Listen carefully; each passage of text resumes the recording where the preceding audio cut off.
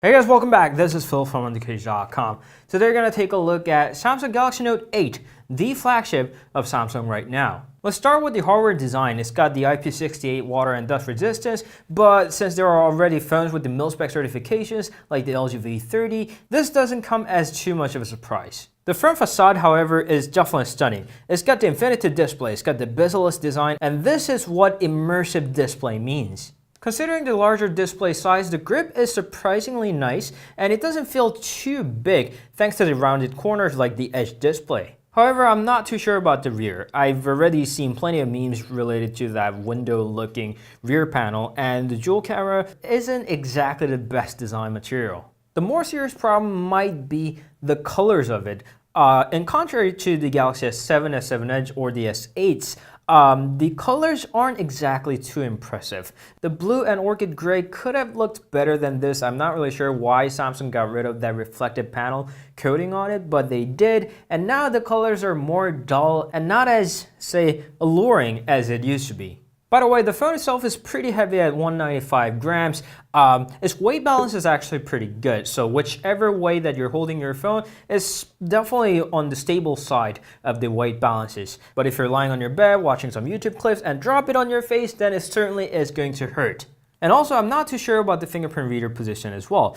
It being located on the back is totally fine. I got used to it. But it being not on the center kind of annoys me a little bit. I usually use my phone with my left hand, so this is totally fine. This is not as annoying. But if you usually use your right one, then it might be too much of a travel for your finger to reach that fingerprint reader. And also, the fingerprint reader performance isn't the best either. Probably that's why Samsung has added the face recognition or the iris scanner, but they require one more action. You have to reach your face down to the phone so it can actually see you. Or in the case of iris scanner, you have to raise up the phone so it can see your irises. I'm not a big fan of those right now, at least in this way of technology. The display, however, is terrific. I've already said enough about the infinity display, infinity bezel-less display, but the display quality also is stunning. The color reproduction is actually pretty nice as long as you adjust the screen color a little bit. I don't know why, but the screen is a bit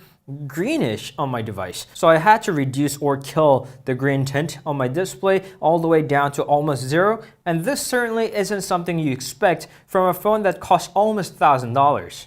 And also, four corners are rounded, yet less rounded than the S8 or the S8 Pluses, making the front panel more full of a display. Now, before the announcement of the iPhone 8, 8 Plus, and the iPhone 10, I was going to say that this is an excellent processor. It actually still is. The Exynos 8895 or the Snapdragon 835 is still a great processor in the Android world. But with Apple A11 Bionic chipset crushing all the other chipsets around, I really can't say that for this chipset right now. But it still is, however, sufficient and very well built for what it requires. This still is a great chipset. What that chipset runs is the entire suite of Samsung software. It's called the Samsung Experience version 8.5 on top of Android 7.1.1 Nougat. And it's not exactly the best Android experience, especially when you swipe from the app drawer. It sometimes lags or stutters around when I do this action. But aside from that, they have added a lot of neat little features, like the dual messenger over here that duplicates the apps that originally doesn't support more than one account by the app. And whether you're watching the full screen video or playing video games, you can just hard press on that home button to get back to the home. You may also use your fingerprint reader to swipe the notification bar down and bring it back up. And the Edge panel is more useful than ever. You can pair up two apps to launch them right away with the split multitasking view. You can just tap that and two apps are launched without you having to split the app manually. And there's a quick tools, my favorite. You can use it as a ruler, compass, and the flashlight if you want to. And then there's Smart Select that you can make a GIF animation out of your selection, which also can be done by the S Pen, but still is also present in the Edge panel. All your favorite features like the Samsung Pay, Samsung Cloud, and Samsung Pass is also included, and less of my favorite feature, Bixby, built into that button. Now the good news is that Samsung recently released an update that lets you disable the short press of the Bixby button. Of course, the long press is still going to bring out the Bixby voice recognition, but it's one more customization option. By the way, Samsung has developed this nice font called the Samsung One that has a unified look in any of the scripts. And Samsung doesn't have this included as a default font. I don't know why, but you can always download them from Galaxy apps. So if you want to do that, please give that a try. And now the S Pen. Here it is, the mighty S Pen that might be the reason why you get the Galaxy Note. The pen itself is IP68 water and dust resistant, just like the phone itself, and it is capable of 4096 level of the pressure sensitivity. You can click the button to pull it out of the device, and when the screen is turned off, you can write directly on the device. You can say under kg, and then you can just pin it on the always on display, so you don't have to forget about the grocery that you have to get on your way home. When you want to edit it, you can just double tap on the screen to go ahead, and when you're done with it, you can just double tap on that trash can to remove that out of your screen. The most basic feature is to create notes. You can start writing, select with a lasso, convert it to text, the basic writing features that you have already been doing for a long time. You can use Smart Select to select the image out of the device. You can extract text out of it, pin it to screen, and also draw on top of it. The feature that Samsung was the most proud of was the live message. It's just like the iMessage. You can just draw on it and you can send it. Just give it a few seconds and it's gonna turn it into a GIF image, so you don't have to be an iMessage user like the iOS. You can send it in the animated manner to any of the phone through the MMS or your favorite messenger like Telegram or WhatsApp. But one of my favorite features is the translator. The Galaxy Note 7 and the FE also had the translator, but that didn't work on all of the languages, especially from the source language like Japanese and Chinese. But now this supports sentence-based translation, so Japanese and Chinese also work. And then this is not a text-only feature. You can use it on top of a photo. Just point your pen tip on top of a photo or an image that contains text, and it's going to recognize that.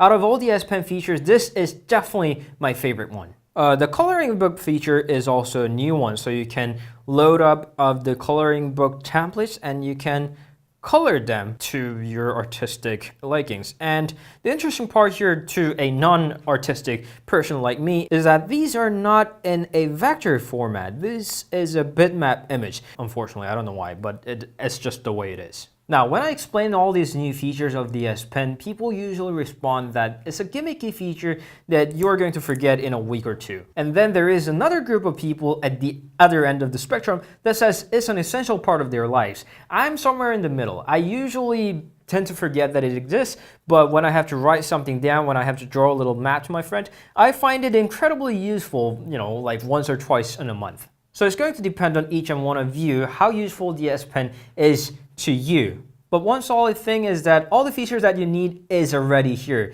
You just have to use it. It's almost perfect as a pen on a phone. Now, perhaps the feature that you're interested in most is the camera.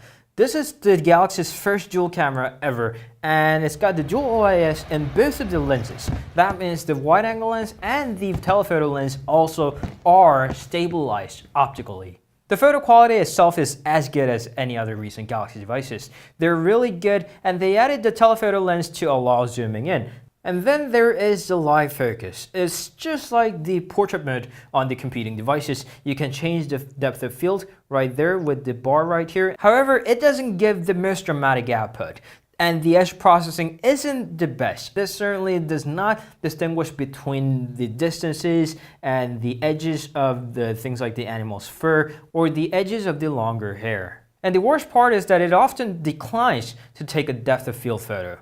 When it thinks that the scene is too complex to distinguish between the object and the background scenery, it simply says live focus not applied due to shooting conditions. You don't know what shooting condition it means, it's just declines to do so. The better part, however, is the feature called the dual capture. It captures the live focus photo, the wide angle photo at the same time. So usually at least one out of these photos taken turn out to be great. And despite all the disappointments that I had towards the live focus feature, the photos themselves, when it works, are definitely great. Now that was all about the rear camera. The front-facing camera is equipped with autofocus, and it takes great photos, especially the portrait photo. The one minor downside is that the HDR processing isn't exactly the best, so the highlights sometimes get overexposed. That's one minor complaint over here. Just like the Galaxy S8 and the S8 Plus, there's a sticker pack, so you can just snap them right onto your face, just like you could do on Snapchat. And there are numbers of ways that you can shoot the photo. There's a shutter button, and there's a floating shutter button, and then you can use the heart rate monitor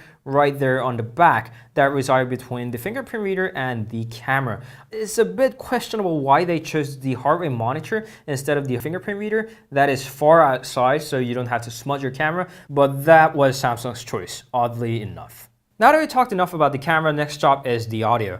It still does not have the dual stereo speaker. It only has a mono speaker on the bottom, which is not exactly my favorite place because it's so easily blocked when you try to watch a video holding your phone like this. And also the speaker quality still isn't that good. The Galaxy speaker hasn't exactly been the best.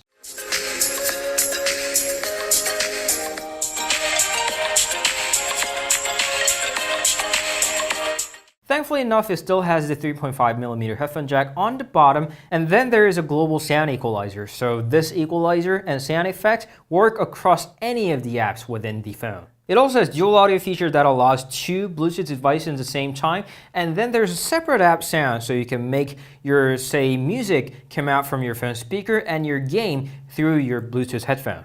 What got me worried using all these nice little features was the battery capacity. It has 3300 mAh of battery, which is even less than the Galaxy S8 Plus is. And thankfully enough, this managed to give me about 6 hours of screen on time, which is tad less than the Galaxy S8 Plus, but still enough to run for the whole day. I use the LTE network all the time, no Wi-Fi at all, and I tend to surf the web a lot, which drains massive amount of battery. And even with that, the Galaxy Note 8's battery is definitely enough to make it last through the day. Charging through the USB Type-C port on the bottom takes about an hour and 40 minutes, which is not long at all, and the fast charging feature lets you top up the battery for about 50% with only like 20-30 minutes of time.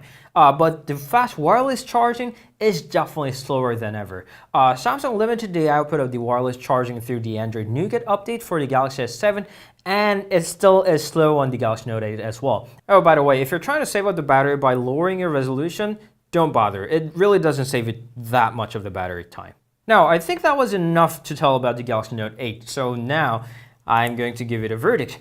The Galaxy Note 8 is definitely an amazing phone. It's surprisingly well built, it's a solid performer, the battery life is great, the camera isn't perfect, but it's one of the best cameras you can ever expect from a smartphone. I've seen a lot of people teasing it as the Galaxy S8 Plus with the S Pen and the dual camera added, but that is the way that the Galaxy Note series has ever been. The reason that people say that more so than before is probably the way it looks. There's a minimal amount of distinguishment that you can get from the Galaxy S8 Plus. It's a great phone, it's incredibly well built, it's one of the best phones that you can get on the market right now, but its price is a problem. In a lot of reasons, it's actually more than $1,000. So when there's a great alternative like the Galaxy S8 Plus, and if you're a hardcore Note fan, the Galaxy Note Fan Edition, then can you justify getting a Galaxy Note 8 with that price? I'm not really sure. The Galaxy S8 Plus is definitely more than enough. And it's cheaper with the sticker price, and it's now even cheaper now that it's been months since its launch. So that is the final verdict. I love this phone. This is incredibly well built, solid performer, and I would love to use it as my daily driver. But am I willing to pay that much with my personal expenses? I'm not too sure. Again, there are just way too great alternatives at way cheaper prices. The price point is the biggest problem of the Galaxy Note 8. The phone itself is amazing. It's insanely great. There are some things that I want to change, like the fingerprint reader position and the live focus quality, but this is one of the best smartphones that you can get in the market right now, period. Thank you always for watching. If you have any questions, please leave them down in the comments. You can always meet us on Instagram, Facebook, Twitter, and Google+. And we'll see you guys later. Ciao.